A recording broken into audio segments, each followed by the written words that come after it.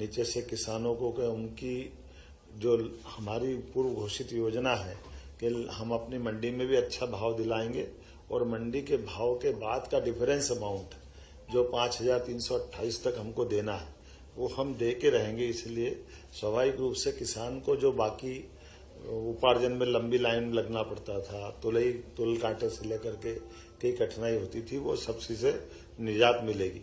लेकिन हमने ये भी कहा कि एग्रीकल्चर में भी जैविक खेती को भी बढ़ावा दें, क्योंकि जब हम पशुपालन को बढ़ावा दे रहे हैं प्राकृतिक खेती भी बढ़ना चाहिए और इनके पंजीयन करके, क्योंकि इसमें दोहरा लाभ रहता है। हमारे पशुपालन के आधार पर जैविक खाद भी अपने पास उपलब्ध रहता है और उसी के आधार पर एग्रीकल्चर में जब प्राकृतिक खेती करते हैं तो उसके पंजीयन करा लेते हैं। तो पंजीयन के आधार पर किसानों को भारत सरकार के माध्यम से भी और राज्य सरकार के माध्यम से अलग से लाभ भी मिलता है। उद्यानिक फसलों के बारे में भी अच्छी बात हुई है। इसमें उद्यानिक फसलों से किसानों की कम भूमि में भी अच्छी लाभ मिलता है। उदाहरण के लिए गुना के अंदर गुलाब की खेती के प्रेजेंटेशन बताया है। अब हमने कहा गुलाब की खेती गुना में हो रही है, और भी ऐसे फूलों की खेती को बढ़ावा दे सकते हैं। बहुत अच्छे से इस पे बात हुई।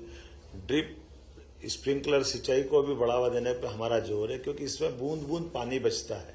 बड़े पैमाने पे जब हमारा सिंचाई का रकबा बढ़ रहा है तो सिंचाई के रकबे में भी हम स्प्रिंकलर से और नीचे तक एक एक बूंद बचा करके अधिकांश खेती के अंदर सिंचाई का रकबा भी बढ़ाएं और उसको लाभ दिलाएं। प्रत्येक जिलों में कहा गया भाई, चूंकि प्राकृतिक खेती जैविक खेती को हम बढ़ावा दे रहे हैं तो खेती के लिए उत्पादों का बाजार भी निर्मित करें, ताकि एक सप्ताह में एक दिन के लिए वो उत्पाद भी बेचने की जगह हो जाए, वहां वो अपना प्रॉपर माल बेच सके।